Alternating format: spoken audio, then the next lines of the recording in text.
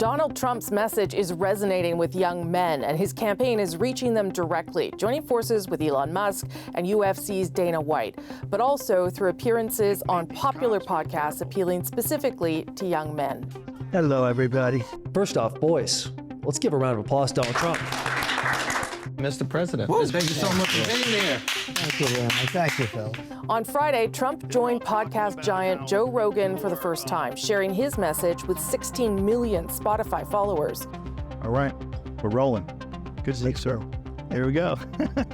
Now, with just days to go until Election Day, Kamala Harris's campaign is also trying to reach that demographic. A lot of young men today are coming out of school feeling like it's going to be hard for me to match what my parents achieved. John Della Volpe is the director of polling at the Harvard Kennedy School Institute of Politics, and he recently wrote an op-ed in the New York Times addressing what he calls Trump's bro whispering. John Della Volpe, thanks for being here again. Appreciate it. It's great to be back. I want to ask you about this recent data from the Harvard Youth Poll that shows this increasing gap between young men and women under 30. What are you seeing, especially when it comes to young men? Well, it's a phenomenon we're seeing across the electorate, but as you say, we're paying particular attention to this youth demographic because it's something that we hadn't seen in many, many years. Over the course of just the last 4 years, we've seen a net 14-point shift in their partisanship. Younger men under 30, Rosemary, are 7 points more likely to call themselves Republican, and they're 7 points less likely to call themselves Democrat. At the end of the day, we know this is going to be a razor-thin election. Subtle movement like this in a group that has been reliably Democrat and progressive in supporting Democrats. Democrats will still win this group overall, younger people, but the degree to which Trump will cut into this margin could be a game changer. So what is this about? You wrote in the New York Times about bro whispering. What is going on here with Trump and young men? Well, I think if you take it from Trump's perspective, he received more votes than any Republican in history and still lost in 2020. So my sense is that they looked at the potential electorate and tried to find opportunities where they could kind of expand. You know, when you take away, reproductive health care, abortion rights for younger women, there's probably a ceiling there. So he really had no choice except to kind of dig in and try to kind of connect with younger men. This is a group, a decade ago when they were first introduced to Trump, they were, in middle school. They were 12, 13, 14 years old. They didn't experience that first Trump term like many others did. They don't necessarily have clear recollections or emotions, related to like Charlottesville or some of the other events of his first term. So they think of him differently. They think of him, I like to say, more of an anti-hero than a villain. And then they come of age, locked down in their rooms for thousands of hours, spending a lot of time online. Loneliness is become an epidemic with this group, disconnectedness. And now as they turn 18, 19, 20, 22 years old, we're seeing that the cost of living makes things very challenging for all of us, especially among the most vulnerable younger people. And that has happened over the last 4 years with a Democratic president. So what Donald Trump has done is that he's invested tens of millions of dollars online through influencer campaigns and through extending himself into podcasting networks and comedy and sports to basically kind of create a relationship with younger people and then to drive home this message that you need something to believe in. He's strong, the party in power is weak. And I think it's not surprising when you look at it, I think in those terms, that younger men are more likely this cycle to appeal to that than they were just 4 years ago. Yeah, hence the Elon Musk and the Joe Rogan, all the rest of it. You write about in that piece a Pittsburgh man that you met in a recent focus group, part-time bartender. What are some of the things that he talked to you about? Is it cost of living? What are the things that were sort of pushing him in this direction? Yeah, and obviously that's one anecdote I share. There's hundreds, if not thousands, of similar young men that I kind of spoken with over the last couple of years. And what he told me was hope is great, but he doesn't see any hope. He doesn't see any future for his generation. He's a part-time bartender, despite graduating college with significant student debts. And he's someone that is scared. He sees the future as uncertain and bleak. And to me, it's this combination of, again, social disconnection that happened because of COVID-1 and significant economic insecurity.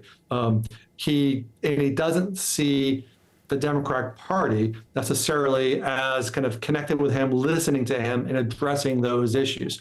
And there's some friction there. And again, it's not that he loves Trump necessarily, but it's something that he believes at the end of the day, that young man in Pittsburgh and many others think at the end of the day, I might not want to have dinner with a man, but he's going to kind of improve my economic situation. That's what they believe. So obviously, as you point out, because things are so razor thin, Democrats are aware of this. And this past week, we saw former President Obama go on this podcast hosted by NBA players, and he talked directly to young men. There's also been lots of outreach to black men from the Harris campaign. Is there any way for them to tap into this or to turn it around? Well, I think there's been a tremendous, almost like a 180 just in the last 6 months. Kamala Harris and Tim Walz are doing far better with younger men than Joe Biden was just 6 months ago.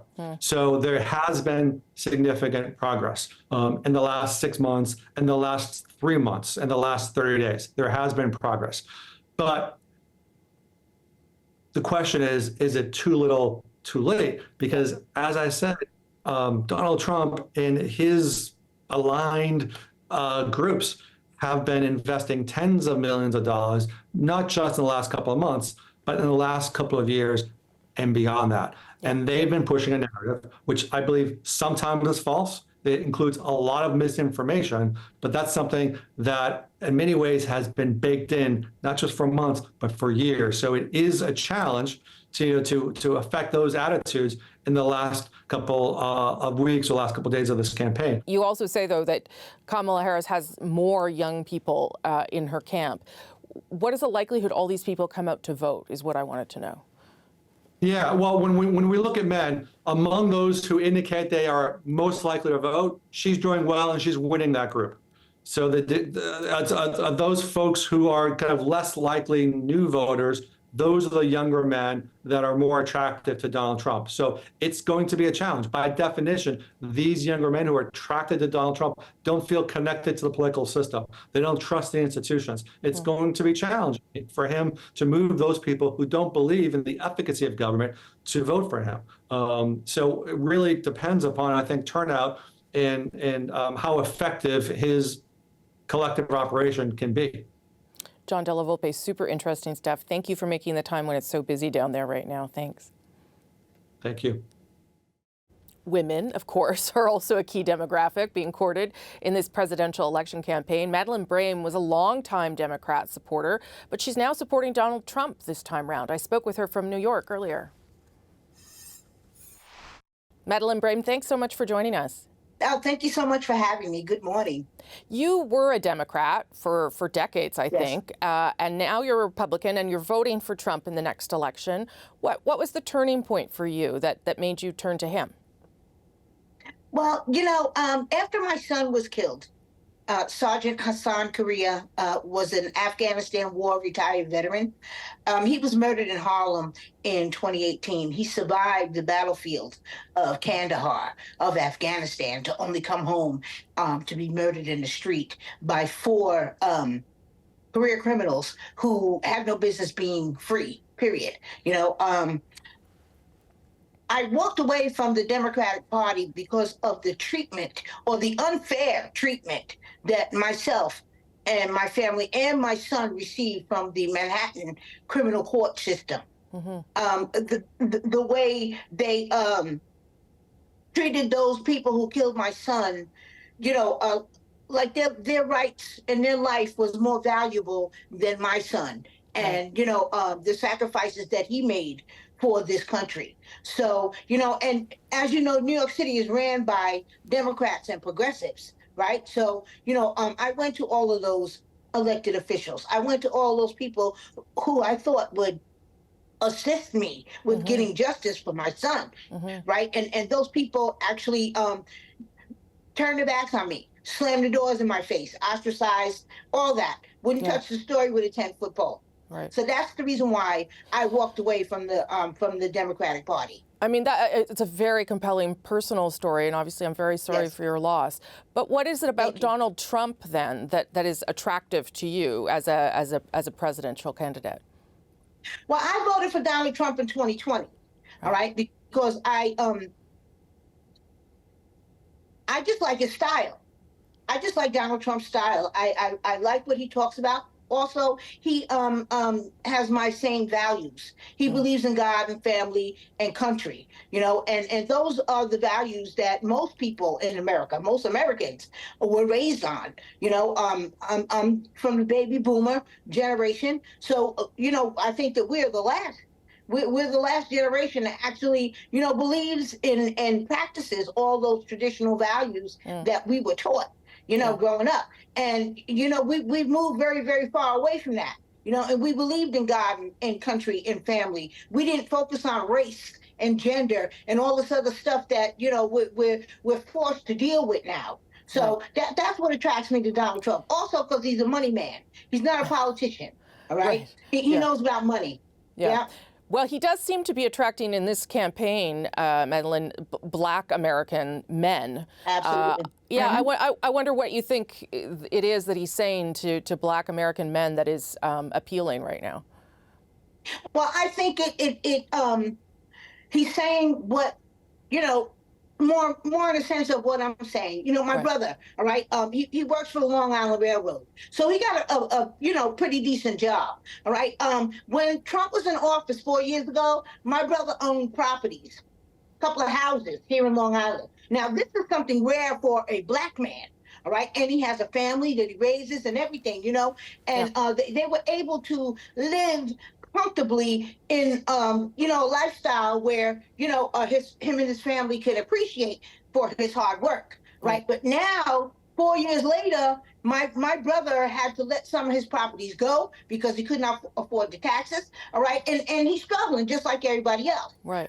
Just like everybody else to make ends meet. So I think that the attraction to Trump by, you know, Black men is he stands for money. All right. And anyone who is going to make their lives easier and put more money in their pocket, all right, that's the person that the Black men are going to gravitate towards and support.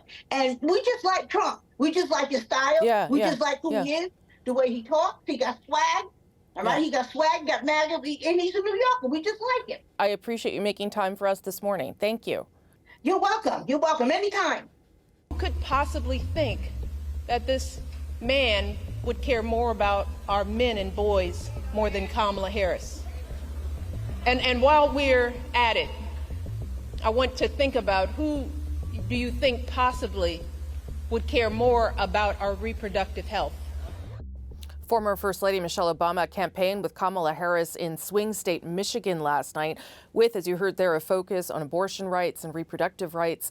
One of the big issues in this campaign, that speech really went viral overnight, and that's where we will start on our American Roundtable this week. With us today, Anita Kumar, Senior Managing Editor at Politico, and Domenico Montanaro, Senior Political Editor and Correspondent at NPR. Domenico, I will get that right. Domenico, I will get that right eventually. I'll practice 4 times. Let's start with you. Abortion rights have been one of those key issues for Kamala Harris, or she's been trying to make it a key issue, I guess. And that speech by Michelle Obama really did go viral over the evening, over the course of the evening. What is the message on this? What should we take from this? And is it enough to help Kamala Harris right now? Well, I don't know if it's enough to actually help her win. I mean, I think this is a country that's very divided, and you have people who are taking in information from a lot of different sources. So I don't think that it's necessarily that this speech in particular is going to do a whole lot. And I would say that it's not necessarily that abortion rights is what Michelle Obama was talking about. She's talking about women's reproductive rights. And that sounds like we're splitting hairs, but it's not, especially for women who, might have a miscarriage and then need what would be care that would look like abortion care, but are being limited in lots of states in this country now where millions of women are affected by this. And her point in a lot of what she said, and I listened to the entire speech, was that this is not just about women, but about the men who love these women and whether or not they should be going out to the polls, because we're seeing a gender divide that could be the largest we've ever seen in this country. Domenico, is that about trying to appeal to women who might not want to admit that they're going to vote for Kamala Harris? No, I think that it's a little bit of everything, right? I mean, Sure. she did appeal to those kinds of women who she was saying, if you feel like you don't have a voice in your house, the ballot is secret. So you don't have to tell your husbands or sons, but also kind of advocating to those women to make the case to those husbands and sons and friends. But people, like I said, are taking in information in lots of different ways here, where I think that there's a lot of Democrats who are very surprised that Kamala Harris, who's run a pretty good campaign generally, is as close as she is in this race. And a lot of Democratic strategists are very concerned that if the polls are off, like the way that they were in 2016 and 2020, that Donald Trump will win. And so speaking of Donald Trump, Anita, he's obviously speaking to sort of conservative celebrities like Joe Rogan. He was on that podcast, which has a huge, massive audience, talking about particularly immigration. He even talked about Canada's prime minister and our changes to immigration numbers that were announced last week. And I wonder, how is he using immigration effectively? Like, is it actually making a difference and moving the votes at this stage? Yeah, I mean, it's a great question, and it's not something that's unusual, right? And we kind of associate Donald Trump with immigration. We've been seeing this for years now, right? I think what's changed here is a couple different things, and he's clearly trying to use this message. He clearly sees sort of a difference.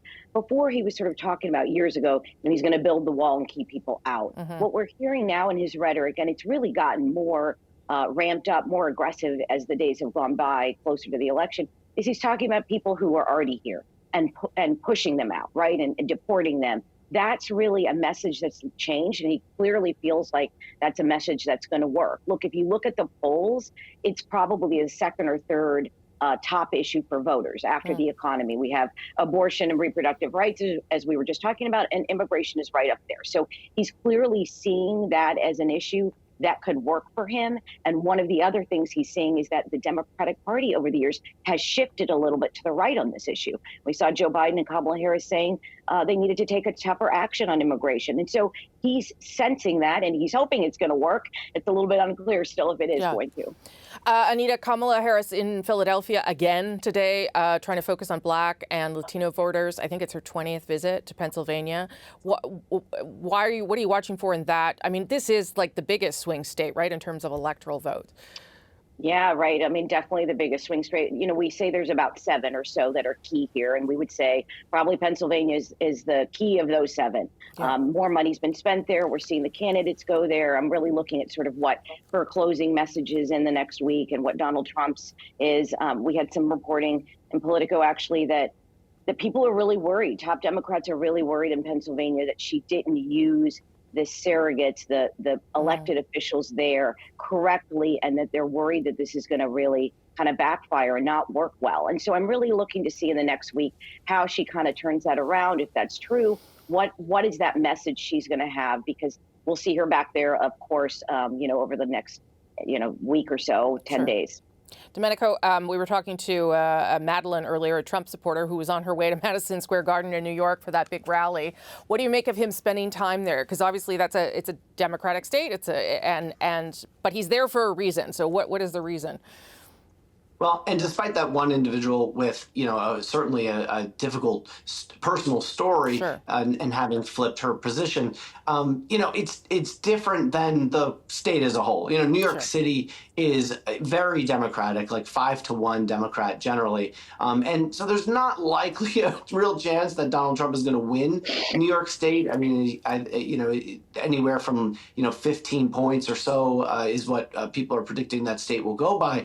But, Madison Square Garden is, as New Yorkers will say, the most famous arena in the world. And this is the ultimate place for the ultimate showman. And I think, for Trump, this is like his Sinatra swan song, the last place he wants to be to say he did it my way. And as someone from Queens, and I identify with that because I'm from Queens, looking at New York City, looking at Manhattan is like being accepted by the city is always something that is in the back of the minds of people from Queens. And I think that for Trump, this is sort of like the cherry on top for him to be able to perform at the biggest arena in the final days of this election. Yeah, fascinating. It'll be interesting to watch. Anita, just quickly, the Washington Post, the latest paper to say it's not going to endorse a candidate. This is after the LA Times. What is going on here with newspapers just wanting to stay above the fray? Yeah, I think that both owners or both papers have said different reasons. But I mean, the uproar has been intense. Here in Washington, it's actually even surprised me. And I'm a former Post alum myself. So, what we've seen is people saying that they're canceling their subscriptions at both papers, the LA Times and the Washington Post. I think what surprised me is the level of vocal, outrage from people that are actually working there. So you've seen the LA Times had some resignations. The Post had at least one. You've seen a lot of alums and current people that work there talking about how they're upset that this isn't the way to go. And I think, it's only been a couple of days. So I think we're going to even see more fallout as the days go on. Yeah, Bob Woodward and Carl Bernstein, obviously the sort of the biggest high-profile names making a point about that. Anita Kumar, thank you for fitting us into your busy schedule. Domenico Montanaro, thank you for being here. I hope you'll come back soon. Thanks, guys.